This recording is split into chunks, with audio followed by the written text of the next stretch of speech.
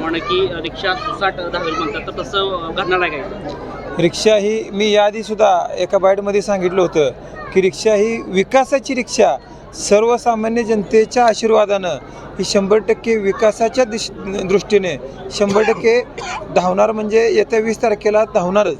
आणि मगाशीच भगीरथ दादांनी आपल्या भाषणामध्ये सांगितलं होतं की नगरपालिकेमध्ये काम करत असताना फक्त ज्यावेळेस माझी आई सुनंदाताई आबे अवताडे या नगरपालिकेत जातील, मी विरोधकांना एक आव्हान करतो की दादांनी सांगितल्याप्रमाणे, भगीरथ दादांनी सांगितल्याप्रमाणे विरोधकांना एक माझं आव्हान आहे, 500 रुपयाच्या स्टॅम्प पेपरवर मी असेल, माझे वडील पप्पा असतील, 500 रुपयाच्या स्टॅम्प पेपरवर आम्ही लिहून देतो की आम्ही नगरपालिकेचे निवडून आल्यानंतर फक्त कारभार जी बघल ती आमची आई म्हणजे आबी हीच काम बघल.